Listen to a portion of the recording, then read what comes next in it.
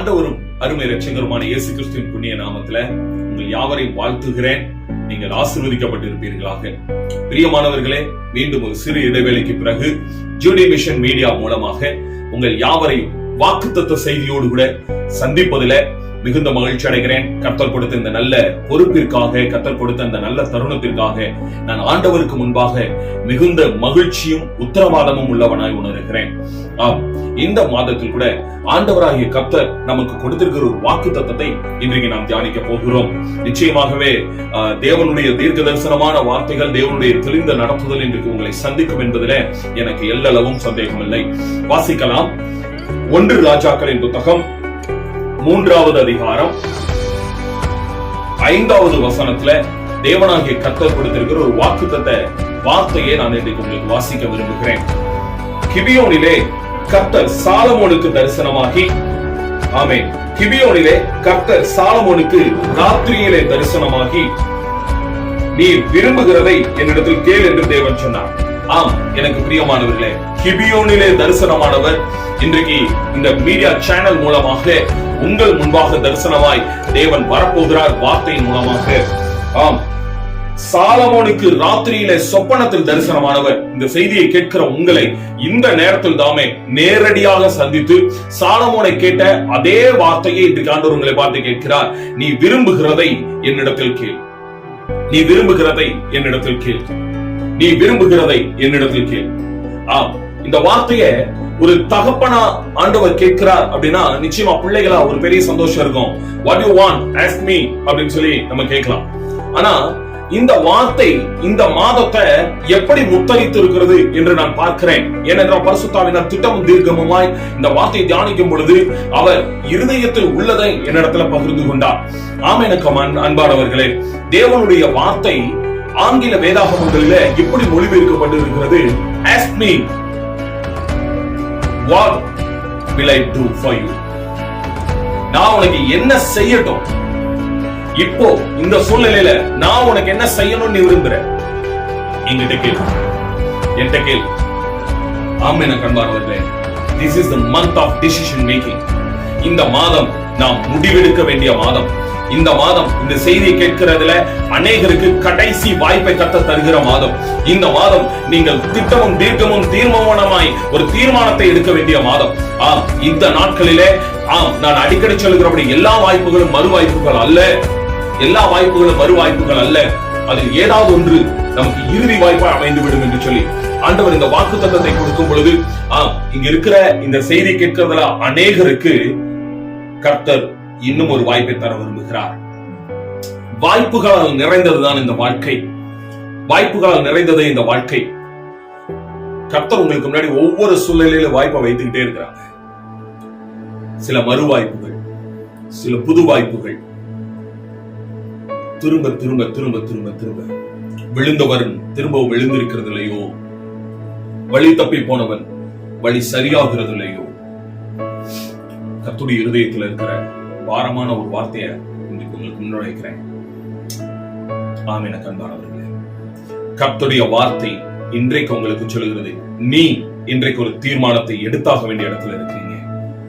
வேதாகமத்துல பலருடைய வாழ்க்கையில கர்த்தர் இப்படிப்பட்ட முடிவெடுக்கக்கூடிய தருணங்களை கொண்டு வந்து நிறுத்தி இருக்கிறத நான் பார்க்கிறேன். இந்த உலகத்தில் இருக்கிற சர்வ சிருஷ்டிகளிலும் முடிவெடுக்கிற அல்லது டிசிஷன் மேக்கிங் என்று சொல்லக்கூடிய அந்த குணாதிசயம் மனிதனிடத்தில் மாத்திரமே இருக்கிறது. ஏனென்றால் மனிதனை இந்த பூமியிலே கர்த்தர் படைக்கும் பொழுது அவனை தம்முடைய சாயலாகவும் தம்முடைய ரூபத்தின்படியும் படைத்தார். அப்படியானால் முடிவெடுப்பு என்பது தேவனுடைய சாயல். அந்த சாயல் மனிதனாகிய சிருஷ்டிக்கு மாத்திரமே கர்த்தர் கொடுத்திருக்கிறார். உங்களுக்கும் கர்த்தர் கொடுத்திருக்கிறார். நம்முடைய வாழ்க்கையில இதுவரை கடந்து வந்த பாதியில இழந்து போனதற்கும் நிறைய நன்மைகளை பெற்றுக்கொண்டது காரணம் நம்ம எடுத்த தீர்மானங்கள் தான். ஆமா ஆமா ஆமா, தீர்மானங்கள் தான். நீங்க எடுத்த தீர்மானங்கள் இன்றைக்கு உங்க வாழ்க்கையை ஒன்று நல்ல பாதையில நன்மைகளுக்கு நேராக, ஆசீர்வாதங்களுக்கு நேராக அழைத்து கொண்டு போயிருக்கும். அல்லது தீமையின் பாதையில, நஷ்டத்தின் பாதையில, இழப்பின் பாதையில, துக்கத்தின் பாதையில, கண்ணீரின் பள்ளத்தாக்குகளின் ஊடாய் கடக்க பண்ணி இருக்கும். எனக்கு அன்பானவர்களே, உங்களுடைய தீர்மானத்தை நீங்கள் மதிக்கிறீர்களோ இல்லையோ, தேவன் மதிக்கிறார். உங்களுடைய தீர்மானத்துக்கு உங்களுடைய உறவுகள் மரியாதை கொடுக்குதோ இல்லையோ, உங்களுடைய விருப்பத்திற்கு இந்த உலகம் மரியாதை கொடுக்குதோ இல்லையோ, ஆனா கர்த்தர் மிகுந்த மரியாதை கொடுக்கிறவராய் இருக்கிறார். உங்களுடைய பிரைவசியில, உங்களுடைய டிசிஷன்ல ஆண்டவர் ஒரு நாளும் தலையிடுகிறவர் அல்ல. ஆம், தேவனாகிய கர்த்தர் நமக்கு பலமும் அன்பும் தெளிந்த புத்தியும் உள்ள ஆவியை கொடுத்திருக்கிறார் என்று வேதத்திலே பவுல் அப்போஸ்தலன் எழுதுகிறதை பார்க்கிறோம். உங்களுக்கு கர்த்தர் தெளிந்த புத்தியும் உள்ள ஆவியை தந்திருக்கிறார். ஆனால் இன்றைக்கு ஆண்டவர் உங்களுக்கு முன்பாக ஒரு வாய்ப்பை வைக்க விரும்புகிறார். எஸ், நீங்க இந்த செய்தி கேட்கிறதுல ஒரு சிலர், ஆண்டவரே இன்னும் ஒரு விசை எனக்கு ஒரு வாய்ப்பு தாரும், இன்னும் ஒரு விசை எனக்கு ஒரு வாய்ப்பை தாரும், இன்னும் ஒரு வாய்ப்பு நான் எழும்பிடுறேன் ஆண்டவரே, இன்னும் ஒரு தடவை என் வாழ்க்கையை சரியாக்குங்க. வாழ்க்கையை ரீவைண்ட் பட்டன் போட்டு கொண்டு போக முடியாது. ஆனா ஆண்டவர் ஒரு வாய்ப்பை தந்தா என் வாழ்க்கையில மறுமலர்ச்சி வந்துருமே, என் வாழ்க்கையில ஆசீர்வாதம் வந்துருமே, என் வாழ்க்கையில செழிப்பு வந்துருமேன்னு சொல்லி இங்க இருக்கிற இந்த செய்தி கேட்கிற உங்களுடைய ஆதங்கத்தை கேட்டு கர்த்தர் இன்றைக்கு உங்களுக்கு ஒரு வாய்ப்பை வைக்கிறார்.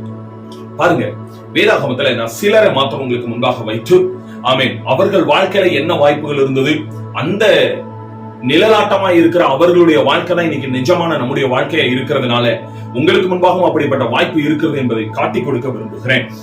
ஆதியாகமத்தின் புத்தகம் 39வது அதிகாரத்துல நாம் எல்லோரும் அறிந்தவனமாய் யோசேப்பு என்று சொல்லி ஒரு பரிசுத்தவானை நம்ம பார்க்கிறோம்.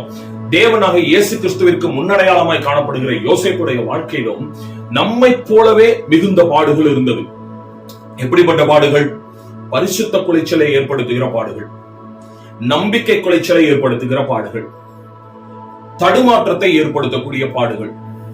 இந்த பாடுகள் நடுவில் அவர் எதை விரும்பினார்? அவர் எதை விரும்பினார்? அவர் எதை விரும்பினார்? நம்ம எல்லாருக்கும் தெரியும். திருமதி போத்திபார் வீட்டில் இருக்கும் பொழுது நம்முடைய யோசேப்பிற்கு பரிசுத்த குலைச்சலை ஏற்படுத்தக்கூடிய ஒரு காரியம் நடந்துகிட்டே இருக்கு. வசனம் சொல்லுகிறது, அவன் மேல் கண் போட்டு நித்தமும் நித்தமும் நித்தமும் யோசேப்ப அந்த மிஸ்டர்ஸ் போத்திபார், திருமதி போத்திபார் பாடாப்படுத்திக்கிட்டு இருந்திருக்காங்க, பாடாப்படுத்திட்டு இருக்காங்க. ஆனா ஒரு நாள் பாவத்திற்கு இடம் கொடுக்காத அந்த சூழ்நிலை ஒரு நாள் யோசேப்பிற்கு ஒரு மிகப்பெரிய தீர்மானம் எடுக்கக்கூடிய சூழ்நிலை வருகிறது. இந்த சூழ்நிலையில திருமதி போத்திபார் அடிமையின் வஸ்திரமா அவன் உடம்புல இருக்கிற, யோசேப்புடைய உடல்ல இருக்கிற ஒரே ஒரு வஸ்திரத்தையும் பிடிச்சுக்கிட்டு நிக்கிறாங்க. ஒண்ணு மானத்தை காத்துக்கணும், இல்ல கற்ப காத்துக்கணும். மானமா கற்பா, பரிசுத்தமா பழக்க வழக்கமா? இந்த ஒரு பாவத்துக்கு நான் அட்ஜஸ்ட் பண்ணா நீங்க இப்ப இருக்கிற யோசேப்பு இருக்கிற அந்த வாழ்க்கையின் வாழ்வாதாரம், யோசேப்புக்கு இப்ப இருக்கிற மரியாதை, யோசேப்பிற்கு இருக்கிற அங்கீகாரம், யோசேப்பிற்கு இருக்கிற கனம், இது எல்லாமே அப்படியே தொடரும். ஒரு சாதாரண மனிதனுடைய பார்வையில அவனுக்கு முன்பாக இருக்கிற அல்லது அவன் நடந்து கொண்டிருக்கிற அந்த சூழ்நிலை மாத்திரம் தான் அவனுக்கு தெரியும். இப்ப அவனுக்கு முன்னாடி பரிசுத்தமா பழக்க வழக்கமா? ஒருவேளை திருமதி போத்திபாருக்கு நம்ம அட்ஜஸ்ட் பண்ணி போயிட்டானா அவன் வாழ்க்கையில மிகப்பெரிய நன்மையை இழந்து போவான்ங்கிறது ஃபியூச்சர்ல தானே. இப்ப இருக்கிற வாழ்க்கை பாதுகாப்பா தானே இருக்கு. முன்னிருந்ததை விட இப்ப எவ்வளவோ பரவாயில்லையே. தண்ணீரற்ற குழிக்கும், பொறாமை நிறைந்த சகோதரர்களுக்கும், அடிமை வாழ்க்கைக்கும் இப்ப இந்த வாழ்க்கை எவ்வளவோ பரவாயில்லையே. போத்திபார் தன்னுடைய மனைவியை தவிர மற்ற எல்லா விஷயங்களிலும் யோசேப்பை நம்புகிறவராய், யோசேப்பை எல்லா அடிமைகளுக்கு மேல அதிகாரியாய் ஏற்படுத்தினவராய், இன்னும் சொல்ல போனா தன்னுடைய தத்து பிள்ளையை போல, அவனுடைய அடுத்த வம்சத்துக்கான ஆளை போல யோசேப்பை அவ்வளவு கனம் பொருந்தினவனா பார்க்கிறத பாக்குறேன். ஏன்னா யோசேப்பு செய்கிறதெல்லாம் வாய்க்குது. யோசேப்பு கர்த்தர் இருக்கிறார், அவன் கையிட்டு செய்ய எல்லாவற்றையும் வாய்க்க பண்ணுகிறார். இப்படிப்பட்ட மனுஷனை இழந்து விட எந்த ஒரு முதலாளி விரும்புவாங்க? அந்த முதலாளி இந்த அடிமையை பிள்ளையை போல நடத்துகிறத பார்க்கிறோம். ஆனால் முதலாளியோ மனைவியோ இவளை யோசேப்ப வேற விதமா பார்த்து இப்ப அவளுடைய கையில யோசேப்புடைய வஸ்திரம் இருக்கிறது. இங்க கேள்வி, மானமா கற்பா, பரிசுத்தமா பழக்க வழக்கமா? ஆமா, எனக்கம் மாணவர்களே, நீங்களும் இதே போல சூழ்நிலையில அநேக நேரத்துல பாவத்திற்கு காம்ப்ரமைஸ் ஆகக்கூடிய ஒரு சூழ்நிலையில நீங்க இருந்திருக்கலாம். ஒருவேளை இந்த ஒரு சின்ன பொய்ய சொல்றதுனால, ஏன்னா இந்த உலகம் சொல்லுகிறது வாய்மை எனப்படுவது யாதெனில் பிறருக்கு யாதொன்றும் தீங்கில்லாத சொல்லல் என்று சொல்லி. ஆமா, மத்தவங்களுக்கு தப்பு இல்ல, மத்தவங்களுக்கு பாவம் செய்யல, மத்தவங்க உயிரை காப்பாற்றணும்னா ஒரு நல்லதுக்காக பொய் சொல்லலாம் அப்படின்னு சொல்லி வேதம் சொல்லவில்லை. இந்த உலகம் சொல்கிறது, பைபிள் சொல்லுது, பாவம் இஸ் ஈக்வல் டு பாவம். ஆமாங்க, பாவத்துல பெரிய பாவம் சின்ன பாவம் எல்லாம் கிடையாது. கொலை செய்யாது இருப்பாயாக என்று பூர்வத்தாருக்கு உரைக்கப்பட்டிருக்கிறது. ஆனால் நான் உங்களுக்கு சொல்லுகிறேன் என்று ஆண்டவராக இயேசு கிறிஸ்து சொல்லுகிறார், உன் சகோதரனை மூடனே என்றும் உன் கூட பிறந்தவங்களை உதவாக்கிற யூஸ்லெஸ் சொல்லக்கூடாதுன்னு சொல்லி, நீங்க உங்களோடு இருக்கிறவர்களை வார்த்தையினால கொள்வீர்களானால் அது அவங்களை உயிரை எடுப்பதற்கு சமங்கள். ஆமா, விபச்சாரம் செய்யாதிருப்பாயாக என்று பூர்வத்தாருக்கு உரைக்கப்பட்டிருக்கிறது, ஆனால் உங்களுக்கு சொல்லுகிறேன் என்று சொல்லி ஆண்டவர் சொல்லுகிறார். ஒரு ஸ்திரியை இச்சையோடு தன் இருதயத்துல நினைச்சு பார்த்துட்டாலே அந்த விபச்சாரம் நடந்தது. ஆமா ஆமா ஆமா, களவு செய்யாது இருப்பாயாக என்று வேதம் சொல்லி இருக்கிறது, பூர்வத்தாருக்கு உரைக்கப்பட்டிருக்கிறது. ஆனா ஆண்டவர் சொல்லுகிறார், நீ திருடெல்லாம் வேணாம், இன்னொருத்த பொருளை இச்சித்து பார்த்துட்டேன்னா முடிஞ்சது. பொய்யானையிடாம நீ ஆணை கர்த்தர் மேல ஆணையிடக்கூடாது என்று வேதம் சொல்லுகிறது. ஆண்டவர் சொல்றாரு, நீ எங்கேயுமே ஆணையிடாத, உள்ளதை உள்ளதென்றும் இல்லதை இல்லதென்றும் சொல்லு, இதுக்கு மிஞ்சி வேற கிடையாது. இயேசு கிறிஸ்துவுடைய உபதேசத்தை நான் உங்களுக்கு சொல்லுறேன். நீங்க பாவத்துக்கு கொஞ்சம் காம்ப்ரமைஸ் ஆகி போயிடலாம். நான் கொலை செய்யல பிரதர், நான் யாருக்கு எந்த தீங்கு செய்யல, ஜஸ்ட் கோவத்துல என் பிள்ளைய யூஸ்லெஸ் உன்னை பெத்ததுக்கு ஒரு அம்மிகல்ல பெத்திருக்கலாம், ஒரு அரிசி மூட்டையை பெத்திருக்கலாம். ஈஸியா இன்னைக்கு அனைத்து கிறிஸ்தவர்களுடைய வாயில வர வார்த்தை லூசு, பைத்தியம், உதவாக்கற. கவனிங்க கவனிங்க, கொலை செய்வதற்கு சமம், கொலை செய்வதற்கு சமம். இயேசுடைய பார்வையில பெரிய பாவம் சின்ன பாவம் என்று எதுவும் கிடையாது. பாவத்தின் சம்பளம் மரணம். நீங்க பாவத்துக்கு அட்ஜஸ்ட் பண்ணி தான் ஒரு நன்மை வருமானால், பாவத்துக்கு படுக்கை போட்டுதான் அல்லது பாவத்தோடு கூட நீங்க பழகினாதான் ஒரு நல்ல காரியம் உங்க வாழ்க்கையில் நடக்கும்னா அப்படிப்பட்ட நன்மை நமக்கு தேவையா? ஆண்டவராக இயேசு கிறிஸ்து கொடுக்கிற நன்மை எந்த நாளும் உங்களுக்கு வேதனையை தர, கர்த்தருடைய ஆசீர்வாதமே ஐஸ்வர்யத்தை தரும், அதனோடு அவர் வேதனையை. உங்களுக்கு எனக்கு நல்லா தெரியும், நம்முடைய ஆண்டவர் நமக்கு நல்லதுதான் செய்வார். இன்னும் சொல்ல போனா நம்முடைய முடிவின் நிமித்தமோ அல்லது நம்ம சுற்றி இருக்கிற வஞ்சகத்தின் நிமித்தமோ சூழ்ச்சி நிமித்தமோ நடக்கிற தீமையை கூட கர்த்தர் உங்களுக்கு நன்மைக்கு எதுவாய் மாற்றுவார். அதனாலதான் நம்ம எப்பவுமே இயேசு நல்லவர் இயேசு நல்லவர் என்று பாடிக்கொண்டிருக்கிறோம். எனக்கு அன்பானவர்களே, முதலாவது பரிசுத்தமா வழக்க வழக்கமா நீ விரும்புகிறது என்ன? என்னிடத்தில் கேள், என்னிடத்தில் கேள். பழைய ஏற்பாட்டுடைய கடைசி புத்தகமாகிய மல்கியா நாம் தவிர்க்க முடியாத தவிர்க்க கூடாத ஒரு புத்தகம். காரணம், மல்கியா தீர்க்கதரிசிக்கு பிறகு ஏறத்தாழ 400 ஆண்டுகள் கர்த்தருடைய தீர்க்க தரிசன சட்டம், கர்த்தருடைய நடத்துதல் இஸ்ரவேல் ஜனங்களுக்கு இல்லை. யோவான் ஸ்நானகன் யோர்தானின் அக்கறையில நின்று கர்த்தருக்கு வழியை ஆயத்தப்படுத்துங்கள் என்று சொல்லுகிற நாள் வரையிலும் கர்த்தருடைய சத்தம் இந்த பூமியில். அப்படியானால் மல்கியா மூலமாக தொனிக்கப்பட்ட கடைசி சத்தத்தின் ஒரு கூக்குரல் என்ன தெரியுமா? ஒரு ஆதங்கம் என்ன தெரியுமா? ஒரு அழுகுரல் என்ன தெரியுமா? ஆண்டவர் வேதனையோடு வெம்பி இஸ்ரவேல் ஜனங்களை பார்த்து சொல்லுகிற ஒரு வார்த்தை தெரியுமா? கர்த்தர் சிநேகிக்கிற பரிசுத்தத்தை தீட்டுப்படுத்தினீர்களே. ஆண்டவர் பாவிதான், நம்ம ஜனங்க பாவிதான். ஆனா ஆண்டவர் சொன்னார், எனக்கேற்ற பரிசுத்தத்தை நான் உனக்கு தருவேன், என்னுடையவர்களா இருக்கும்படிக்கு என் பரிசுத்தத்தை தருவேன். என்னுடைய பரிசுத்தம் நான் நேசிக்கிற பரிசுத்தத்தை உனக்கு தருவேன் என்று சொன்ன ஆண்டவர் என் குமாரனாக இயேசு கிறிஸ்துவின் ரத்தத்தினால உன்னுடைய கடந்த கால பாவத்தை எல்லாம் மன்னிச்சேன். என் அபிஷேகம், என்னுடைய ஆவியானவருடைய அபிஷேகத்தினால பாவங்களை மேற்கொள்ளுகிற கிருபையை கொடுத்தேன். ஆனா யுத்தத்துக்கு போக வேண்டிய காலத்துல யுத்தத்துக்கு போகாம, வேலை செய்ய வேண்டிய காலத்துல வேலை செய்யாம, பகற்காலத்துல வேலை செய்ய வேண்டுமே அப்படிப்பட்ட நேரத்துல வேலை செய்யாம படுக்கையில் கிடந்து கொண்டு போனை கையில வச்சுக்கிட்டு டிவியோடு கூட இன்னைக்கு வாழ்க்கையை நம்ம எப்படி செலவு பண்ணி கொண்டு இருக்கிறோம். இதெல்லாம் பாவமா பிரதர்? இதெல்லாம் செய்யாம இந்த உலகத்துல இருக்கவே முடியாது. அப்படி வாழ வேண்டிய அவசியமே கிடையாது. அதுக்கு ஏன் கிறிஸ்தவன் என்ற போர்வை நமக்கு, தேவ பிள்ளை என்ற போர்வை நமக்கு? இன்னைக்கு ஆண்டவராகிய கர்த்தர் நம்மோடு கூட பேசிக் கொண்டு இருக்கிறார். நீ பரிசுத்தம் வேண்டுமா? உன்னுடைய பழக்க வழக்கங்கள் நீதான் இன்னைக்கு திரும்ப, நீங்க தான் திரும்ப. ஆண்டவர் உங்களுக்கு ஒரு வாய்ப்பை தருகிறார். இரண்டாவதாக வாசிக்கலாம், எஸ்தரின் புத்தகம் 4வது அதிகாரம் 16வது வசனத்துல மொர்தெகாய் இஸ்ரவேல் ஜனங்களுக்கு, யூத ஜனங்களுக்கு ஒரு பெரிய அழிவு ஏற்படுகிற பொழுது எஸ்தர் ராஜாத்தை பார்த்து சொல்லுகிறார், இப்படிப்பட்ட காலத்திற்கு நீ உதவியா இருக்கும்படிக்கு இந்த ராஜ மேன்மை உனக்கு கிடைத்திருக்கலாம். இந்த காலத்தில் நீ மௌனமா இருக்கக்கூடாது என்று சொல்லி இந்த வார்த்தையை கேட்ட உடனே எஸ்தர் ராஜாத்திக்குள்ளாக ஒரு பெரிய உத்வேகம், ஒரு பெரிய எழுப்புதல் உண்டாகிறது அவளுடைய இருதயத்துல. நல்ல கவனிங்க, எஸ்தர் ராஜாத்துடைய வாழ்க்கையும் யோசேப்புடைய வாழ்க்கையை போலதான்.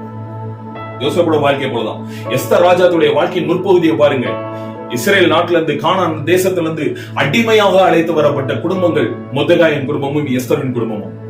எஸ்தருடைய குடும்பத்துல அடிமையா பிறந்து அந்த ஊர்ல அடிமையா வாழ்ந்து கொண்டு இருக்கிறாங்க.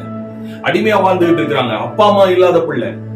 ஒரு கேர் ஆஃப்ல மொர்தெகாயுடைய கேர் ஆஃப்ல அந்த பராமரிப்புல இருந்து கொண்டு இருக்கிறாங்க. இப்படிப்பட்ட சூழ்நிலையில அவளுக்கு ஒரு நல்ல வாய்ப்பு அமைகிறது. ராஜாவின் மனைவியாய், அதுவும் சாதாரண ராஜா இல்ல, 127 நாடுகளுக்கு ராஜாதி ராஜாவா சக்கரவர்த்தியா இருக்கிற அகாஸ்வேருவுக்கு மனைவியாக கூடிய ஒரு பெரிய பாக்கியம் கிடைக்கிறது. இவ்வளவு நாள் வாழ்க்கையில அனுபவிச்ச எல்லா கஷ்டங்கள், எல்லா விதமான அவமானங்கள், எல்லா விதமான நிறைவேறாத ஆசைகள், இது எல்லாமே நிறைவேறக்கூடிய ஒரு சூழ்நிலையில ஒரு நல்ல ஜம்பமா ஒரு நல்ல ஒரு இடத்துல அப்படி குயின் அப்படி உட்கார்ந்து இருக்கிறாங்க. இப்ப இந்த நிலைமையில மொர்தெகாய் சொல்றாரு, இந்த ராஜ மேன்மை, இன்னைக்கு உனக்கு கிடைச்சிருக்கிற நல்ல பொசிஷன், இன்னைக்கு உனக்கு கிடைச்சிருக்க நல்ல அபிஷேகம், இன்னைக்கு உனக்கு கிடைச்சிருக்க நல்ல பேர், இன்னைக்கு உனக்கு சமுதாயத்துல கிடைச்சிருக்கிற செல்வாக்கு, இன்னைக்கு உனக்கு உன்னுடைய மன ஜனங்களுக்கு நடுவுல கிடைச்சிருக்கிற பேர், புகழ், இந்த ராஜ மேன்மை, இந்த ராஜ மேன்மை. இன்னும் கொஞ்சம் இன்னொரு பக்கம் காட்டுறேன். இந்த உலகத்துல எத்தனையோ பேர் ஊழியத்திற்காக இயங்கி கொண்டு இருக்கும் போது சமீபத்தில் ஒரு பாடலை கேட்டேன். கல்வி அறிவோ பல்கலைக்கழக சான்றிதழோ இல்லாத என்ன உங்க பிரசனம் தான் தகுதிப்படுத்துது அப்படின்னு சொல்லி ஒரு பாடலை ஒண்ணு கேட்டேன். உண்மைதானே? வருஷக்கணக்கில் உட்கார்ந்து முதுகொடிய படிச்சு அவ்வளவு பணங்கள் செலவு பண்ணி அவ்வளவு காலங்களை செலவு பண்ணி வேதாகம தொடர்பாக படிச்சு படிச்சு படிச்சு படிச்சு மேல வரணும்னு ஆசைப்பட்ட, தேவனுடைய வார்த்தையின் மேல ஆசைப்பட்டவங்க அத்தனை பேர் இருக்கும் பொழுது ஒரு கல்வி அறிவு இல்லாத அல்லது எந்த விதமான தகுதியும் இல்லாத நம்மை கர்த்தருடைய பிரசன்னம் சுமக்கிறதுனால மாத்திரமே இவ்வளவு பெரிய ராஜமென்மையோடு நீங்க கை நீட்டி ஜெபம் பண்ணா ஒருத்தங்களுக்கு சுகமாகுது. நீங்க கை நீட்டி ஒருத்தங்க கையெறி உயர்த்தி ஒரு குடும்பத்துக்காக ஜெபம் பண்ணா ஆண்டவர் அந்த குடும்பங்களை ஆசீர்வதிக்கிறாங்க. உங்க முகத்தை பார்த்து கர்த்தர் இந்த தேசத்தில் நீங்க இருக்கிற சபைக்கு உங்களை சுற்றி இருக்கிறவர்களுக்கு நல்ல மேன்மையை, பரிசுத்தத்தை, விடுதலையை, ரட்சிப்பை கர்த்தர் கொடுக்கிறாங்க. இப்படிப்பட்ட ராஜ மேன்மை பெற்று இருக்கிற நீங்க இந்த காலத்தில் உதவியாக இருக்கும்படி எஸ்தர் ராஜாத்தி இப்போ முதல்ல பரலோக ராஜாவை நோக்கி ஜெபம் பண்ணுவதற்காக ஜெபமே அறியாத, தேவனை அறியாத தாதிமார்களோடு கூட தேவனற்றவர்களும் ஜீவனற்றவர்களும் ஆளுகிற அந்த அகாஸ்வேருடைய அரண்மனையில ஜெபிக்கக்கூடிய எந்த சூழ்நிலையும் கிடையாதுங்க. ஜெபம் பண்ணக்கூடிய ஒரு நல்ல ஒரு பீஸ்ஃபுல்லான ஒரு இடம் அங்க கிடையாது. ஆனா தேவனுடைய பிரசன்னத்துல பரிந்து பேச சத்தமாய் ஜெபிக்கக்கூடிய சூழ்நிலை கிடையாது. ஏன்னா அகாஸ்வேரு இஸ்ரவேலின் தேவனாகிய யெகோவா தேவனை ஆராதிக்கிறவனோ அறிந்தவனோ கிடையாது. அப்படிப்பட்ட இடத்துல அவன் புறஜாதி மார்க்கத்தை தொழுது கொண்டு இருக்கிற அந்த இடத்துல அவள் ஜெபிக்க தெரியாத ஒரு சில தாதிமார்களை சேர்த்து கொண்டு 3 நாட்கள் இரவும் பகலும் புசியாமலும் குடியாமலும் ஜெபம் பண்ணினாள் என்று வேதம் எழுதியிருக்கு. ஜெபிக்கக்கூடிய சூழ்நிலை இல்லை, ஜெபிக்க ஏதுவான அனுகூலமான சூழ்நிலை கிடையாது. சொல்ல போனா ஜெபிக்கிற காரணத்தின் நிமித்தமே தேவனாகிய கர்த்தர் ஒருவருக்கே தலை குனிவேன் பணிவேன் என்று சொன்ன ஒரு காரணத்தின் நிமித்தமே, அப்படிப்பட்ட மொர்தெகாய் நிமித்தமே இந்த யூதருக்கு இந்த பிரச்சனை வந்திருக்கு. இன்றைக்கு எஸ்தர் ராஜாத்தி ஜெபிக்க அனுகூலம் இல்லாத சூழ்நிலையில ஜெபிக்க தெரியாதவர்களை கூட்டி 3 நாட்கள் இரவும் பகலும் புசியாமலும் குடியாமலும் ஜெபம் பண்ணினாங்க. ஜெபம் பண்ண தொடங்குவதற்கு முன்பு மொர்தெகாய்க்கு ஒரு செய்தி அனுப்புறாங்க, நான் செத்தாலும் சாகிறேன், என் ஜீவனை விட என் ஜனங்கள் முக்கியம், ஜீவனை விட என் ஜனங்கள் முக்கியம். வேதாகமத்துடைய அடுத்த பக்கங்கள்ல 4வது அதிகாரத்துல இந்த காரியம் நடந்து முடியுது. 5வது அதிகாரத்துல எஸ்தர் ராஜாத்தி சிங்காசனத்துல வீட்டு இருக்கிற அகாஸ்வேருக்கு முன்னாடி போய் நிக்கிறாங்க. அகாஸ்வேருக்கு முன்னாடி போய் நிக்கிறாங்க. நல்லா கவனிங்க, அந்த இடத்துல ராஜா கூப்பிடாம, ராஜாவுடைய அறிவுரை இல்லாம எந்த ஒரு மனுஷனும் வரக்கூடாது. அது ராஜாத்தியே ஆனாலும் சரி. ஏற்கனவே கூப்பிட்டு வராததுனாலதான் வஸ்தியுடைய பட்டமும் போச்சு, வாழ்க்கையும் போச்சு. இப்ப கூப்பிடாமலே எஸ்தர் ராஜாத்தி அரண்மனைக்குள்ளாக நீதி விசாரிக்கிற அந்த மண்டபத்திற்குள்ளாக சகல அமைச்சர்களும் மந்திரிமார்களும் சகல விதமான ஜனங்களும் இருக்கிற அந்த இடத்திற்குள்ளாக ஒரு உபவாச ஜெபத்தின் வஸ்திரத்தை தெரிந்து கொண்டு, ஆமென், ராஜ வஸ்திரம் இல்லாம ராஜாவை பார்க்கும்படிக்கு அவள் அந்த முற்றத்தின் கதவை, அந்த சபையின் கதவை திறந்து நிற்கிறாள். எல்லாருடைய கண்களும் பார்த்துட்டு இருக்கு, எல்லாருடைய கண்களும் பார்த்துட்டு இருக்கு. ராஜா கூப்பிடாம வந்தா அந்த இடத்துல தலை துண்டிக்கப்படும். இப்ப தலை போயிடும் நினைச்சிட்டு இருக்கும் போது ராஜா கத்திய உருவார், பட்டயத்தை உருவார் நினைச்சிட்டு இருக்கும் போது ராஜா பட்டயத்தை அல்ல, தயவாய் செங்கோலை நீட்டினார், தயவாய் செங்கோலை நீட்டினார். எஸ்தர் ராஜாத்தியே, உனக்கு என்ன வேண்டும் என்று சொல் என்று சொல்லி. கவனிங்க, இப்ப இந்த இடத்துல ராஜாத்தி முதல்ல தான் உயிரை காப்பாத்திக்கணும் தான் பார்த்துருக்கோம். ஆனா ராஜாத்தி எஸ்தர் ராஜாத்தி உயிரை காப்பாத்திக்கல. புத்தியா முடிவு பண்ணா ராஜாவும் ஆமானும் என் விருந்துக்கு வரணும். 2வது தடவை 5வது அதிகாரம் 3-6வது வசனத்துல 2வது நாளும் வந்து உட்கார்றாங்க. என்ன வேணும்னு சொல்லு. இல்ல நாளைக்கு நான் சொல்றேன், நீங்க வரணும். 2வது விருந்துக்கும் ஆண்டவர் எஸ்தர் ராஜாத்தி ராஜாவை கூப்பிடுறதை நம்ம பார்க்கிறோம். 3வது தடவை 7வது அதிகாரம் 2வது 3வது வசனங்களில எஸ்தர் ராஜாத்திக்கு முன்னாடி ராஜா கேட்கிறாரு, மறுபடியும் கேட்கிறேன், உனக்கு உன் வேண்டுதல் என்னன்னு சொல்லு. What you want, what is your petition, what is your request, what is your prayer. உனக்கு என்ன செய்யணும்னு சொல்லு. நீ இந்த ராஜ்யத்துல பாதி கேட்டா தரேன். எஸ்தர் ராஜாத்தி மேல இருந்த அன்புக்கு, எஸ்தர் ராஜாத்தி மேல கர்த்தர் வைத்த அந்த தயவுக்கு, எஸ்தர் ராஜாத்தியுடைய அந்த உத்தரவாதம் உள்ள ஜெப வாழ்க்கைக்கு பாதி ராஜ்யம் கேட்டிருந்தாலும் தரப்பட்டிருக்கும். எஸ்தர் ராஜாத்தி என்ன செய்யட்டாங்க தெரியுமா? என் ஜீவனுக்கு பதிலா என் ஜனங்கள் வேணும், என் மன்றாட்டுக்கு பதிலா என் வாழ்க்கை. கவனிங்க கண்பானவர்களே, இன்னைக்கு எவ்வளவோ நல்ல அனுகூலமான சூழ்நிலைகள் உங்களுக்கு. கடந்த நாட்கள்ல மிகப்பெரிய வருத்தமே அதுதான். கொரோனா காலகட்டங்கள்ல தேசத்தின் அதிபதிகளாய் அரசாங்கம் கூடி ஆராதனை செய்யக்கூடாது என்று சொல்லப்படும். இதுல பல பேர் எடுத்துக்கிட்ட தப்பு என்ன தெரியுமா? அவங்க தேவனையே தொழுது கொள்ளக்கூடாதுன்னு சொல்லிட்டாங்கன்னு சொல்லி ஒரு முறைகேடான ஒரு அறியாத ஒரு தப்பர்த்தம் கொண்டு ஜெபம் விண்ணப்பங்களை ஏறெடுத்து பரப்பி, அரசாங்கம் நீங்கள் தேவனை ஆராதிப்பதற்கு, நீங்கள் தனிப்பட்ட விதத்துல உங்கள் குடும்பமாய் தேவனை தொழுது கொள்வதற்கு எந்த இடத்திலும் தடை போடல. முதல் அலையில் வந்த கோவிட் அலையில வந்த கொரோனா காலகட்ட வழி நடத்துதலா இருக்கட்டும், 2வது கொரோனா காலகட்ட வழி நடத்துதலா இருக்கட்டும், எந்த இடத்துலயுமே நீங்க உங்க ஆண்டவரை தொழுது கொள்வதற்கு தடையே விதிக்கல. ஆலயங்களில கூடி வராதீர்கள் என்று சொன்னார். நம்ம ஆண்டவர் கட்டிடம் கைகளால் கட்டப்பட்ட ஆலயத்துல வாசம் பண்ணுகிறவர் அல்லவே. அப்பான்னு சொல்லி உத்தம இருதயத்தோடு கூப்பிட்டா மோசே சொல்லுகிறான், நான் கூப்பிடுகிற போதெல்லாம் என்னுடைய தேவனை எவ்வளவு சமீபமாய் பெற்ற வேற ஜாதி அது. ஆலயத்தை பூட்டிட்டாங்க, சர்ச்சில் கூடி வர முடியல. எத்தனை குடும்பங்கள் பரிசுத்தமா தேவ சமூகத்துல ஜெபத்தை காத்து கொண்டிருந்தோம். எத்தனை ஊழியக்காரர்களுடைய குடும்பங்கள் அந்த நாட்களில தேவ சமூகத்துல ஜெப வாழ்க்கையை காத்து கொண்டிருந்தோம். ஒருவேளை அப்படிப்பட்ட ஜெப வாழ்க்கை, ஏன்னா முன்னிருந்ததோட வேலை கிடையாது, வீட்டுல சும்மா இருந்தோம். அந்த நாட்கள்ல நம்முடைய ஜெப வாழ்க்கையை காத்து கொண்டிருந்தோமானால், இதோ 2வது தடவை, இதோ இந்த தடவை திறக்கப்பட்ட திருச்சபையில தேவ ஆவியானவருடைய பலத்த ஆளுகையும் ரட்சிப்பின் பேரு ரட்சணை உண்டாயிருக்குமே, ரட்சிப்பின் மகத்துவம் உண்டாயிருக்குமே. எது வேணும்? எது வேணும்? ஜெபமா, பயம்?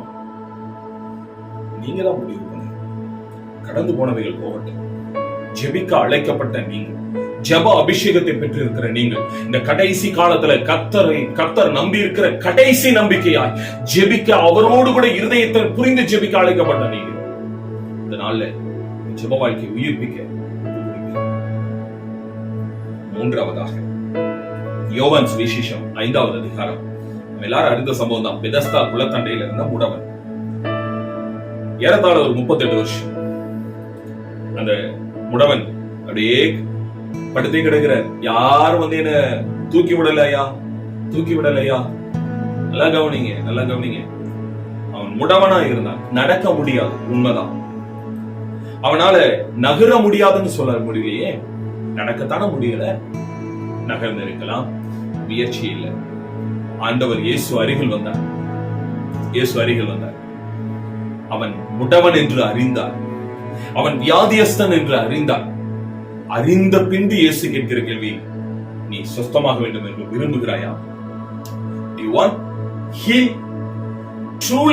நீ உண்மையாவே சுகமடையணும்னு விரும்புறியா? இங்க உண்மையான சுகத்தை பத்தி ஆண்டவர் பேசல. உன் விருப்பம் உண்மையானு கேட்கிற. நீ உண்மையாவே விரும்புறியா? ஏன்னா இன்னைக்கு அநேக ஒரு சுய பரிதாபத்திற்காக, இன்னைக்கு நான் சமீப காலங்கள்ல நான் அதை பார்த்து கொண்டு இருக்கிறேன். என்னுடைய ஊழிய பாதையில அநேகர் கவனித்து இருக்கிறோம். சுகமளிக்கிறதுக்காக, சுகம் வேணும்னு சொல்லி ஜெபிக்க வருகிறவர்கள் தன்னை சுற்றி யாராவது கேர் பண்ணிக்கணும், மற்றவர்களுடைய பரிதாபத்தை பெற்றுக்கொள்ள வேண்டும், இந்த சிம்பத்தியை பெற்றுக்கொள்ளணுங்கிறதுக்காக தன்னுடைய பலவீனம் இல்ல கர்த்தரே சுகம் கொடுத்தா கூட அந்த சுகத்தை அடையாதபடி இருக்கிறாங்க. நல்லா கவனித்துக் கொள்ளுங்கள் பிரியமானவர்களே. ஆண்டவராக இயேசு கிறிஸ்து உங்களை சுகப்படுத்த தான் விரும்புகிறார். யூதா கோத்திரத்துல பலவீனப்பட்டவன் தேவன் ஒருவனும் இல்லை என்று வேதம் சொல்லுகிறது. இந்த நாளிலே தேவனாகிய கர்த்தர் உங்களை பார்த்து சொல்லுகிற ஒரு வார்த்தை, நிஜமாகவே நிஜமாகவே நீ வியாதியோடு இருப்பது அவருக்கு விருப்பமே கிடையாது. இந்த வியாதி படுக்கை தேவனால் வந்தது கிடையாது. தேவன் உங்களை இந்த வியாதி படுக்கையில் இருக்கும்படி அனுமதிக்கவில்லை. அவருடைய திரு ரத்தத்தினாலும் தழும்புகளாலும் நீங்கள் குணமானீர்கள் என்ற வார்த்தை உண்டு. அவருடைய வசனத்தை அனுப்பி அவர் உங்களை குணமாக்குகிறவராய் இருக்கிறார். தம்முடைய தூதனை அனுப்பி அவர் உங்களை அழுவுக்கு நீங்களாக்குகிறவராய் இருக்கிறார். God can touch you wherever நீங்க எங்க இருந்தாலும் சரி, எப்படிப்பட்ட நிலைமையில இருந்தாலும் சரி, எந்த விதமான வியாதியில பாதிக்கப்பட்டிருந்தாலும் சரி, ஆண்டவராக இயேசு கிறிஸ்துடைய கரம் உங்களை தொடும், உங்களை விடுதலையாக்கும், உங்களுக்கு அற்புதம் செய்யும். இது எல்லாம் 100 அல்ல 200% உண்மை. ஆனா இன்னைக்கு ஆண்டவர் உங்களுக்கு கேட்கிறேன், இப்போ நான் உனக்கு கேட்கிறேன், நீ சுஸ்தமடையணும். இயேசு வந்து அவனை கண்டு அவன் வியாதியஸ்தன் என்று அறிந்து, ஆமா அவருக்கு உங்க பிரச்சனை நல்லா தெரியும். உங்களுடைய மெடிக்கல் ரிப்போர்ட்ஸ் பத்தி ஆண்டவர் கேட்கல, அவருக்கு உங்களுடைய உண்மையான பிரச்சனை என்னன்னு அவருக்கு தெரியும். பிரச்சனை என்னன்னு தெரிந்தவரால் மாத்திரம்தான் பிரச்சனைக்கு சொல்யூஷனை சொல்ல முடியும். ஆண்டவராக இயேசு உங்களுக்கு தீர்வு கொடுக்க விரும்புகிறார். இன்னைக்கு ஆண்டவர் உங்களை பார்த்து விடுதலை அடைய பண்ண நான் ஆயத்தமா இருக்கிறேன், உன்னை சுகப்படுத்த நான் ஆயத்தமா இருக்கிறேன். டாக்டர்ஸ் என்ன வேணா சொல்லி இருக்கட்டும், உன்னை சுற்றி இருக்கிற அனுபவசாலிகள் என்ன வேணா சொல்லி இருக்கட்டும், உன்னுடைய மருத்துவ குறிப்புகள் என்ன வேணா சொல்லி இருக்கட்டும், பட் ஐ கேன் டூ என்னால் இதை முடியும்னு நீ நம்புறியா? நான் இதை உனக்கு செய்ய வல்லமை உள்ளவர் என்பதை நீ விசுவாசிக்கிறாயா? விரும்புகிறாயா? விசுவாசிக்கிறாயா? உங்களுக்கு தேவை விடுதலையா வியாதியா? யாரும் உங்களுக்கு உதவி செய்யல, உண்மைதான். ஏன்னா உதவி செய்தவர்கள் எல்லாம் திரும்பி வந்து பார்க்கும்போது நீங்க அப்படியே இருக்கும்போது அவங்க எல்லாம் மனிதர்கள், இதுக்கு மேல நம்மளால முடியாதுன்னு போயிட்டாங்க. பட் ஆண்டவர் இன்னைக்கு உங்களுக்கு உதவி செய்ய விரும்புகிறார். I have the good news to you. உங்களுக்கு ஒரு நல்ல நற்செய்தியை நான் சொல்கிறேன். ஆண்டவர் உங்களை சுகப்படுத்த விரும்புகிறார். ஆண்டவர் உங்களை குணப்படுத்த விரும்புகிறார். உங்களை ஆரோக்கியம் வர பண்ணி உங்களுக்கு சம்பூர்ண சௌக்கியத்தை கொடுக்க ஆண்டவர் விரும்புகிறார். பிரியமானவர்களே, இந்த வியாதி பாவத்து நிமித்தம் வந்திருந்தாலும், சாபத்து நிமித்தம் வந்திருந்தாலும், அல்லது வேற எந்த வழிகளில் வந்திருந்தாலும், இன்னைக்கு ஆண்டவர் உங்களை ஆரோக்கியப்படுத்த விரும்புகிறார். நீங்கள் விடுதலையை விரும்புகிறீர்களா அல்லது வியாதியை விரும்புகிறீர்களா? நான்காவதாய் கடைசியா நான் சொல்லி முடிக்கிட்டோம். யோவான் சுவிசேஷம் 21வது அதிகாரத்துல திபேரியா கடற்கரையில ஒரு சம்பவம் நடக்கிறது. ஆண்டவராக இயேசு கிறிஸ்து கொல்கதா மலையில ஜீவனை கொடுத்தார். சிலுவையில அவரை கொண்டு வந்து தோட்டத்தில் இருக்கிற ஒருவனும் வைத்திராத அந்த கல்லறையில் அடக்கம் பண்ணினார்கள். 3ஆம் நாளிலே மரியாள் போய் பார்க்கும் பொழுது அந்த கல்லறை திறந்திருந்தது. அவள் இயேசு உயிர் தெழுந்ததை தூதன் அறிவிக்கும் பொழுது அதை கேட்டு ஓடி சென்ற அப்போஸ்தலர்கள் சொல்லும்போது, செய்தியை கேட்ட மாத்திரத்துல முதலாவது ஓடி போய் பார்த்தவன் பேதுரு, சீமோன் பேதுரு. இயேசு உயிர் தெழுந்ததை மரியாளுக்கு அடுத்து, அந்த பெண்களுக்கு அடுத்து முதல்ல போய் கல்லறைக்குள்ள போய் பார்த்து ஊர்ஜிதம் பண்ணினவன், உறுதிப்படுத்தினவன் பேதுரு. இயேசு வந்தார். சில நாட்கள் கடந்த பின்பு அந்த பூட்டப்பட்ட அறை நடுவில் வந்து நின்று உங்களுக்கு சமாதானம் என்று சொன்னார். 8 நாட்களுக்கு பிறகு அப்போஸ்தலனாகிய தோமாவிற்காக மறுபடியும் இயேசு கிறிஸ்து வந்தார். இப்படி தான் உயிரோடு கூட எழுந்ததை 40 நாள் அளவும் அவர் திருஷ்டாந்தமாய் அநேகருக்கு ஏறக்குறைய 500 பேருக்கு ஆண்டவர் விளங்க பண்ணினார். இது எல்லாத்துக்கும் சாட்சியாய் இருந்தவன் சீமோன் பேதுரு. சீமோன் பேதுரு உயிர் தெழுந்த நாட்களின் நடுவில் அவர் செய்கிற ஒரு காரியத்தை பார்க்கிறோம். வலையை எடுத்து தோளில் போட்டுக்கொண்டு, இந்த வலை எது தெரியுமா? உங்களை மீன் பிடிக்கிறவர்களாய் அல்ல, மனுஷர்களை பிடிக்கிறவர்களாக்குவேன் என்று சொல்லி ஆண்டவராகிய இயேசு கிறிஸ்து சொல்லும்போது, அந்த படகோடு கூட விட்டு வந்த வலையை, தகப்பனிடத்துல கொடுத்துட்டு வந்த வலையை மறுபடியும் தோளத்துக்கு இயேசுவின் அழைப்பிற்காக, இயேசுடைய நம்பிக்கைக்காக, இயேசுடைய ஊழியத்திற்காக எதை விட்டுட்டு வந்தாரோ அதை தூக்கி மறுபடியும் போட்டுட்டு அமைதியா போயிருந்தா தெரிஞ்சிருக்காது. நான் மீன் பிடிக்க போறேன், என்னுடைய பழைய வேலையை செய்ய போறேன், எனக்கு தெரிஞ்ச வேலையை செய்ய போறேன், என்னால ஊழியம் செய்ய முடியாதுன்னு சொல்லிட்டு அவர் கடந்து போகும்போது கூடவே 6 பேரை சேர்த்து கொண்டு போயிட்டார். ஆமா, பின்மாற்றம் என்னைக்கு தனியா போக கூட ஒரு பாதிப்பை ஏற்படுத்திட்டு. பிரியமானவர்களே, நம்முடைய விசுவாசத்திற்கு அழைக்கப்பட்ட நாளிலிருந்து இம்மட்டுமா எத்தனையோ சோதனைகள் வந்தபோது அத்தனையிலும் கர்த்தரை நம்பி நின்றவர்கள். தேவனுடைய வார்த்தை இன்றைக்கு உங்களை சந்திக்க வந்திருக்கிறது. கடந்த கொரோனா காலகட்டங்களுக்கு நாட்கள்ல தன்னுடைய ஊழியத்தை இழந்தவர்கள் எத்தனை பேர் தெரியும்? வாழ்வாதாரம் இல்லை, சபையில காணிக்க வரல, காணிக்க கொடுக்கிற அளவுக்கு ஜனங்களுக்கு தெம்பு இல்லை, ஜனங்களுக்கு வாழ்வாதாரம் இல்லை, எல்லாருமே கஷ்டப்பட்டு இருந்தோம். இந்த சூழ்நிலையில நான் எப்படி ஊழியத்தை செய்ய முடியும்? எப்படி குடும்பத்தை பார்க்க முடியும்? எப்படி பிள்ளைகளை படிக்க வைக்க முடியும்? ஒரே ஒரு கேள்வி, இந்த உலகத்தின் இந்த ஏதுக்கள் எல்லாம் எனக்கு உதவி செய்யும் சொல்லியா நம்ம ஊழியத்துக்கு வந்தோம்? இதை விட எவ்வளவோ கொடூரமான சூழ்நிலைகளை நம்ம வாழ்க்கையில் வந்தபோது அற்புதமும் ஆச்சரியம் பிரகாரமாய் கர்த்தர் நம்மை நடத்தினாரே. எத்தனை அற்புதங்கள், எத்தனை சாட்சிகள் நம்முடைய வாழ்க்கையில்.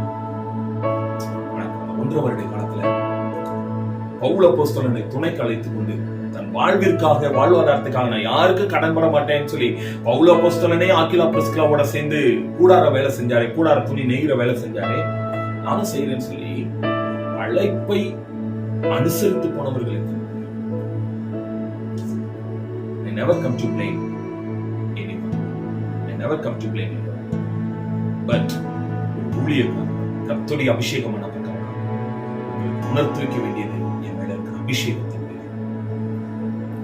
சுத்த ஆவியானவர் உங்களுக்கு உதவி செய்கிறார். பரவாயில்ல. 15வது வசனம் சொல்லுது, இயேசு கிறிஸ்து வந்தார், கரையின் மறுகரையில உட்கார்ந்திருந்து அங்கிருந்து வந்த ஒன்றுமில்லாமல் வந்தவர்களுக்கு ஒரு ஆலோசனை சொன்னார். வலதுபுறத்துல 153 பெரிய மீன்களை பிடித்தார். அவங்க எல்லாம் வரும்போது அப்போஸ்தலனாகிய பேதுரு முதலாவது ஓடி வந்து அவர்கள் வரும் வரையிலும் இயேசு இருக்கிறார், பேதுரு இருக்கிறார், 2 பேருக்கு நடுவில் எந்த பேச்சும் இல்லை. 2 ஜோடி கண்கள் மாத்திரம் ஒன்றை ஒன்று பார்த்து கொண்டிருக்கிறது. அவர்கள் வந்த உடனே மீனை பிடிச்சு கொடுக்கிறார். இயேசு மீனை வறுத்து கொடுக்கிறாங்க, அவங்களை போஷிக்கிறாங்க, அவங்களை ஆதரிக்கிறாங்க. ஓடி போனவங்க தானே, விட்டுட்டு போனவங்க தானே, என்னை தனியா விட்டுட்டு போயிட்டீங்களே, இவ்வளவு நிறுவனங்களை பார்த்துட்டோம், இவ்வளவு அற்புதங்களை ருசிச்சுட்டு, நான் உயிர்த்தெழுந்தவர் என்று சொல்லி உயிர்த்தெழுந்த வல்லமையும் பார்த்துட்டு நீ எல்லாத்தையும் பார்த்துட்டு விட்டுட்டு போனீங்களேன்னு சொல்லி ஆதங்கம் கூட படலைங்க. அதுதான் இயேசு கிறிஸ்து. அது ஒரு நாளும் செய்த நன்மைகளை சொல்லி காட்டுகிறவர் அல்ல, நாம் செய்த குற்றங்களை குத்தி காட்டுகிறவரும் அல்ல. ஒரு வார்த்தை கேட்டார், பேதுருவை பார்த்து, யோனாவின் குமாரனாகிய சீமோனே, நீ என்னை நேசிக்கிறாயா? நேசிக்கிறாயா? ஆமா ஆண்டவரே, உம்மை நேசிக்கிறேன். கே ஆட்டுக்குட்டிகளுமே, சீமோனே, இவங்க எல்லாரையும் நீ என்ன நேசிக்கிறீல? உண்மையா நேசிக்கிறியா? ஆமா ஆண்டவரே, என் ஆடுகளை மேய்ப்பாயாக. யோனாவின் குமாரனாகிய சீமோனே, நீ என்னை நேசிக்கிறியா? நான் உங்களை நேசிக்கிறேன்னு உங்களுக்கு தெரியும் ஆண்டவரே. நான் தவறிட்டேங்கிறது உண்மைதான், தடுமாறிட்டேங்கிறது உண்மைதான். ஆனா நான் உங்களை நேசிக்கிறேன், நான் உங்களை நேசிக்கிறேன், உங்களை மறுதளிக்க மாட்டேன். பிரியமானவர்களே, அந்த சின்ன என்னுடைய ஆடுகளை மேய்ப்பாயா, ஆடுகளை மேய்ப்பாயா. உன் மேலதான் இந்த கதை கட்ட போறேன். இனி நீ பின்மாற்றத்தில் விழாதபடி, பாவத்தில் விழாதபடி, அசுத்தத்தில் விழாதபடி, அவநம்பிக்கையில் விழாதபடி இருக்க தேவனை நேசிக்கிற அன்பை உறுதியாய் பற்றிக்கொள் என்று சொல்லி தேவனுடைய ஆவியானவர் கொடுத்த ஆலோசனை தான் ரோமர் புத்தகத்துல பவுல் அப்போஸ்தலன் எழுதுகிறார். மேலும் இந்த தேவனுடைய ஆவியினாலே, பரிசுத்த ஆவியினாலே இந்த அன்பு நம்முடைய இருதயத்தில் ஊற்றப்பட்டபடியினாலே அந்த அன்பு ஒரு நாளும் நம்மை வெட்கப்படுத்தாது. கிறிஸ்துவின் அன்பை விட்டு நம்மை பிரிக்க யாரால முடியும்?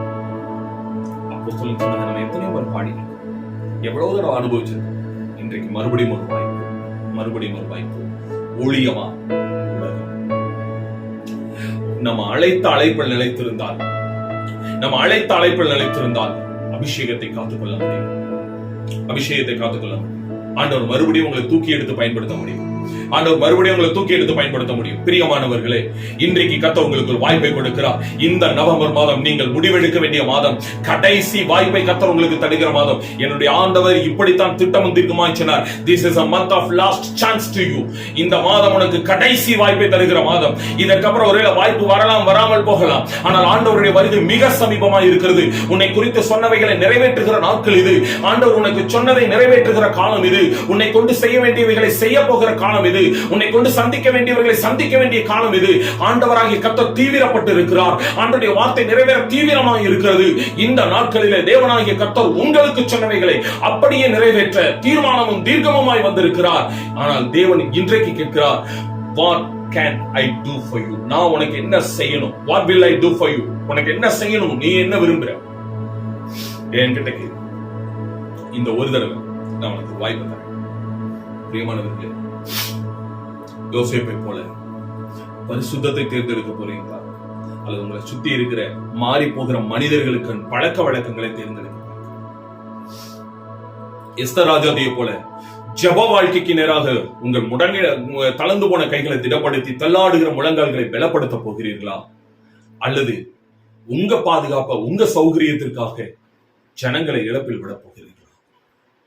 மூன்றாவது, கர்த்தர் தருகிற ஆசீர்வாதமான ஆரோக்கியத்தை, நிஜமும் நிரந்தரமுமான ஆரோக்கியத்தை நீங்கள் பெற்றுக்கொள்ள போகிறீர்களா, அல்லது இப்படியே மற்றவர்களுடைய தயவையும் மற்றவர்களுடைய பரிதாபத்தையும் சிம்பத்தியையும் பெற்றுக்கொள்வதற்காக இப்படி முடங்கி கிடக்க போறேன்? ஏன்னா அது என்னைக்குமே நிரந்தரம் கிடையாது. கர்த்தர் தருகிற சுகம் நிரந்தரமானது, நிஜமானது. கடைசியாய் என் சக ஊழியனே, என் அன்பு தகப்பனே, எனக்கு முன்னும் ஊழியம் செய்தவர்களே, எனக்கு முன்பாக தேவனால் அறிந்து கொள்ளப்பட்டவர்களே, இந்த நாட்களில நமக்கு கஷ்டம் வந்தது உண்மைதான், நமக்கு பாடு வந்தது உண்மைதான். ஆனா அழைப்பு, நாம் எதற்காக நியமிக்கப்பட்டோமோ அந்த நியமத்தை பிடித்துக் கொள்ள வேண்டுமே. இன்றைக்கு அரசியல் அல்லது உலகத்தின் ராஜ்யத்துல தேவனுடையவர்கள் இருக்க வேண்டியது அவசியம்தான். தானியல்களும் நெகேமியாக்களும் எஸ்ராக்களும் எழும்ப வேண்டியது அவசியம்தான். ஆனா நீங்க தானியேலா, நீங்க எரேமியா, நீங்க எஸ்ராவா, நீங்க யோவேல், கர்த்தருக்கு முன்பாக நிற்க வேண்டிய பலிபீடத்திற்கும் ஜனங்களுக்கும் நடுவில் நிற்க வேண்டியவர்கள். நாம் நிற்க வேண்டிய ஸ்தானத்தை நாம் விட்டுக் கொடுக்க கூடாது. தன் ஸ்தானத்தை விட்டு அழைகிற மனுஷன் மதிலிருந்த பாழான பட்டணம் போல இருக்கிறான் என்று வேதம் சொல்லுகிறது. கூட்டை விட்டு அழைகிற குருவியை போல நம் ஸ்தானத்தை விட்டுக் கொடுக்க வேண்டாம். அதுதான் நம்முடைய பாதுகாப்பு, அதுதான் நம்முடைய அடையாளம், அதுதான் நம்முடைய அரண், அதுதான் நம்முடைய ஆசீர்வாதம். நீங்க அழைக்கப்பட்ட அழைப்பில் நிலைத்திருக்க கர்த்தர் இன்றைக்கு மறுபடியும் உங்கள் தலையில கைகளை வைக்க விரும்புகிறார். நான் திரும்பவும் என் கைகளை வைப்பேன் என்று சொன்னவர் இன்றைக்கு உங்களுக்கு ஒரு வாய்ப்பு தருகிறார். நான் ஜெபிக்கட்டும், உங்களுக்காக நான் ஜெபிக்கிறேன். எனக்கு பிரியமானவர்களே, எப்படிப்பட்ட பாவத்தின் கட்டாக இருந்தாலும் சரி, விட முடியாத பாவம் என்றும் தேவனால் மன்னிக்க முடியாத பாவம் என்று இந்த பூமியில எதுவும் கிடையாது. ஆண்டவராக இயேசு கிறிஸ்துவின் நாமத்தினாலே இப்பொழுதே பரிசுத்த ஆவியானவரே, என் பிள்ளைகளை சுற்றிலும் பிடித்துக் கொண்டிருக்கிற அந்தரங்க பாவங்களை, என் பிள்ளைகளை பாழாய்படுத்திக் கொண்டிருக்கிற அசுத்த பாவங்களை, பார்வையின் பாவங்களை, சிந்தனையின் பாவங்களை, வார்த்தையின் பாவங்களை இயேசு கிறிஸ்துவின் நாமத்தினாலே இப்பொழுதே சபிக்கிறேன், இப்பொழுதே சுட்டரிக்கிறேன். பாவத்தின் வல்லமையிலிருந்து பிள்ளைகள் விடுதலை ஆவார்களாக. மாத்திரமல்ல, ஜெபிக்க அழைக்கப்பட்டவர்களை மறுபடியும் தேவனாகிய கர்த்தர் ஜெபத்தை நோக்கி திருப்புவீராக, உம்முடைய சன்னிதானத்தை நோக்கி திருப்பிக் கொள்வீராக. ஆண்டவரே, எரேமியாவோடு சேர்ந்து நானும் புலம்பி ஜெபிக்கிறேன். திருப்பிக் கொள்ளும் கர்த்தாவே, எங்களை திருப்பிக் கொள்ளும், எங்களை திருப்பிக் கொள்ளும். அப்பொழுது நாங்கள் திரும்புவோம். பூர்வ காலத்தை போல எங்கள் நாட்களை புதியவைகளாக்கும். உம்முடைய ஜனங்கள் உம்மில் மகிழ்ந்திருக்க எங்களை நீர் திரும்பவும் உயிர்ப்பீர். என் முழங்கால்களுக்கு பலனை கொடுங்கப்பா, என் முழங்கால்களுக்கு பலனை கொடுங்கப்பா. மீண்டும் தேவ பிரசன்னத்துல வந்து நிற்க எனக்கு உதவி செய்யுங்கப்பா. என் பிள்ளைகளுக்கு உதவி செய்யும். ஜெபத்தினால அவன் தேசத்தை சுதந்திரிக்க அழைக்கப்பட்டவர்கள், தேவ கோபத்தை ஆற்றும்படி அழைக்கப்பட்டவர்கள். அழைப்பு பிறந்து எங்கேயோ போயிருப்பாங்க. கத்தை திருப்பி கொண்டு வா.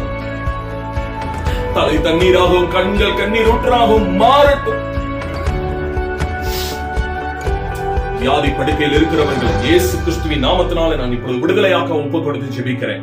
யாரெல்லாம் விரும்புறீங்க, உண்மையாவே உங்களுடைய இந்த வியாதியிலிருந்து நீங்க விடுதலையாக விரும்புவீர்களா, உங்கள் வலது கையை வானத்தை நோக்கி உயர்த்தி, இயேசுவே, இந்த சோதனையான காலகட்டம் எனக்கு வேண்டாம், இந்த வியாதி படுக்கை எனக்கு வேண்டாம், மனிதர்களுடைய பரிதாபம் எனக்கு வேண்டாம், பச்சாதாபம் எனக்கு வேண்டாம், மற்றவர்கள் என் மேல இரக்கப்பட வேண்டாம், கர்த்தருடைய இரக்கம் ஒன்றே எனக்கு போதும் என்று சொல்லி, கர்த்தருடைய வல்லமை ஒன்றே எனக்கு போதும் என்று சொல்லி, நீங்க இருக்கிற இடத்துல உங்க வலது கையை வானத்துக்கு உயர்த்தி ஒரு கையை இருதயத்தில் வைத்து ஆண்டவரை பார்த்து சொல்லுங்க, இயேசுவே நீங்க எனக்கு போதும், ஏன்னா நீங்க என்ன சுகமாக்குனீங்க சொல்லி காட்ட மாட்டீங்க ஆண்டவரே. ஆனா மனிதர்கள் பரிதாபப்பட்டாலும், மனிதர்கள் பச்சாபப்பட்டாலும் நிச்சயமா என் வாழ்க்கையில சொல்லி காட்டி அவமானப்படுத்துவாங்க. எனக்கு அது வேண்டாம். கர்த்தரினை சுகமாக்கும், சுகமாக்கும், சுத்தமாக்கும் என்று சொல்லி நீங்க வேண்டிக் கொள்வீர்களானால் இப்பொழுதே தேவனுடைய வல்லமை உங்களை சந்திக்கிறது. இயேசு கிறிஸ்துவின் தழும்புள்ள கரங்கள் உங்களை சந்திக்கிறது. அந்த தழும்புள்ள கைகள் உங்களை வியாதியுள்ள பகுதிகளில், அந்த எலும்பு பச்சையில இருக்கிற பிரச்சனைகளை இயேசுவின் நாமத்தில் நான் இப்பொழுது சொல்கிறேன். இயேசு கிறிஸ்துவின் கரம் தொட்டு சுகமாக்குகிறது. Yes yes yes, in the name of Jesus. இந்த செய்தியை கேட்டுக்கொண்டிருக்கிற நீங்கள் உண்மை உத்தமாய் தேவனுடைய சுகத்தை சொஸ்தமாக்குதலை நீங்கள் விரும்புவீர்களானால், நீங்கள் ஜெபிப்பீர்களானால் இப்பொழுதே ஆமென், உங்க தலையில இருக்கிற அந்த பிரைன் டியூமர் இயேசுவின் நாமத்தில் மாறட்டும். இப்பொழுதே நீங்கி போவதா, இருந்த இடம் தெரியாமல் கேன்சர் கட்டிகள் விலகி போகட்டும் இயேசுவே. ஆமென் ஆமென். name of Jesus. அழைக்கப்பட்ட தேவ மனிதர்களை ஒப்புக்கொடுத்து ஜெபிக்கிறேன். அழைக்கப்பட்ட மனிதர்கள், தேவனால் தெரிந்து கொள்ளப்பட்ட மனிதர்களும் ஆமென் தகப்பனே, அவர்கள் தான் இந்த தேசத்துடைய பாதுகாப்பு. தேவனால் தெரிந்து கொள்ளப்பட்ட மனிதன் தானே அவனுடைய ஜெபமும் அவனுடைய உத்தம ஊழியமும் தானே இந்த தேசத்துடைய பாதுகாப்பா இருக்கிறது.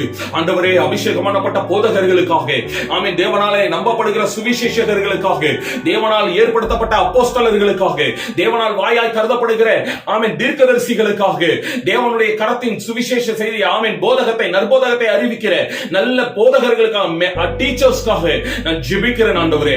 அவர் அழைப்பிலே நிலைத்திருக்க கடவன், அவன் தன் அழைத்த அழைப்பில் நிலைத்திருக்க கடவன் என்று எழுதப்பட்டது. விலகி ஓடினவர்களை கர்த்தர் மறுபடியும் சேர்த்துக் கொள்வீராக. பேதுருவுக்கு ஒரு வாய்ப்பை கொடுத்தீரே. என் அன்பு தேவ மனிதனே, என் அன்பு தேவ ஊழியனே, என் பரலோக ராஜ்யத்தின் பங்காளியே, நீ ஜெபம் பண்ணுவாயா? நீங்க இருக்கிற இடத்துல ஆமென் இந்த செய்தியை கேட்கும் பொழுதே ஜெபம் பண்ண ஆரம்பிங்க.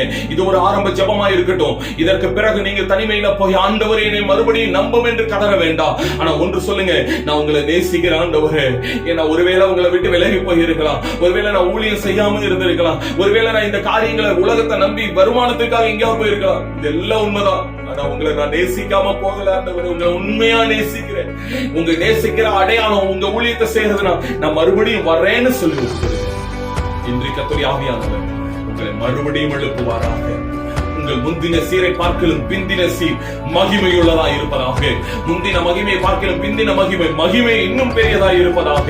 உங்கள் அழைப்பிலே கர்த்தர் மறுபடியுமாய் உங்கள் முதலடியை எடுத்து வைக்க சொல்லும் பொழுது ஆமென், விழுந்து போன தாவீதின் கூடாரத்தை விழுந்து போன இடத்துல இருந்தே கர்த்தர் மறுபடியுமாய் அடைப்புகளை அடைத்து, திறப்பானவைகளை அடைத்து, பாலானதை சீர்படுத்தி மறுபடியும் கட்டி மகிமையாய் கர்த்தர் எழுப்புவாராக. நான் உன்னை மறுபடியும் கட்டுவேன், நீ கட்டப்படுவேன். நான் உன்னை மறுபடியும் கட்டுவேன், நீ கட்டப்படுவேன். ஏன்னா உன்னை அநாதி ஸ்நேகத்தால நான் நேசித்தேன், காருண்யத்தால உன்னை இழுத்துக் கொண்டிருக்கிறேன். How can I leave you? இப்ராஹிமே, இப்ராஹிமே, உன்னை நான் எப்படி கைவிடுவேன்? உன்னை எப்படி கை நெகிழ்வேன்? என் பரிதாபங்கள் எனக்கு ஏகமாய் பொங்குகிறது, ஏகமாய் பொங்குகிறது. மனுஷனை கட்டி இழுக்கிற அன்பின் கயிறுகளால் உன்னை கட்டி இழுத்தேன். உனக்கு உணவூட்டினேன், உனக்கு நடைப்பழக்கினேன். How can I leave you? இதோ நான் மனுஷன் அல்ல, தேவனாய் இருக்கிறேன் என்று கர்த்தர் உங்களுக்கு சொல்லுகிறார். நான் மனுஷன் அல்ல, தேவனாய் இருக்கிறேன் என்று கர்த்தர் சொல்லுகிறார். பிரியமானவர்களே, இன்னும் ஒரு வாய்ப்பு வராது. கர்த்தர் இருக்கிறேன். நவம்பர் மாதத்தில் கர்த்தருடைய வார்த்தை உங்களுடைய பிள்ளைகளை வாழ வைக்கட்டும் என்று ஒப்புக்கொடுங்க. உங்களுடைய பிள்ளைகளை மறுபடியும் நீங்க எந்த அலங்காரத்துல பார்க்க விரும்புகிறீங்களோ, உங்க ஊழியர்களை எந்த அதிகாரத்துல நிலைநிறுத்த விரும்புகிறீங்களோ, உங்க திருச்சபையை எப்படிப்பட்ட மகிமையுள்ள ஸ்தானத்துல நீங்க நிறுத்த விரும்புகிறீங்களோ அதை நிறைவேறட்டும் என்று ஒப்புக்கொடுக்கிறேன். பரிசுத்தத்தை விரும்புவர்களுக்கு ரட்சிப்பை அருளும். ஜபத்தை விரும்புவர்களை மறுபடியும் ஜப வாழ்க்கையில் ஏற்படுத்தும். சுகத்தை வேண்டி ஜபித்தவர்களை கர்த்தர் ஆரோக்கியப்படுத்தி நற்சாட்சிகளாய் நிறுத்தும். அழைக்கப்பட்டவர்கள், அர்ப்பணித்தவர்களை கர்த்தர் தன்னுடைய அழைப்பின் அலங்காரத்தினால் அப்படி செய்கிறது அர்ப்பணிக்கிறேன். பெரிய காரியம்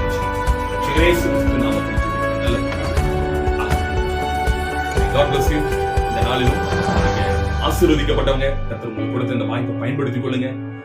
உங்களுடைய சாட்சிகளை, உங்களுடைய அனுபவங்களை எங்க கூட ஷேர் பண்ணுங்க. ஆமென். டிஸ்கிரிப்ஷன்ல எங்களுடைய கான்டாக்ட் டீடைல்ஸ் இருக்கும். ஜூடி மிஷன் ஊழியங்களுக்காக ஜெபித்துக் கொள்ளுங்கள். ஆமென். நாங்கள் உங்களுக்காக ஜெபிக்கிறோம். கர்த்தர் நிச்சயமாய் நம்ம ஆசீர்வதிப்பாராக. தேவனுடைய கரம் உங்களை நடத்துவதாக, நம்மை நடத்துவதாக. ஆமென்.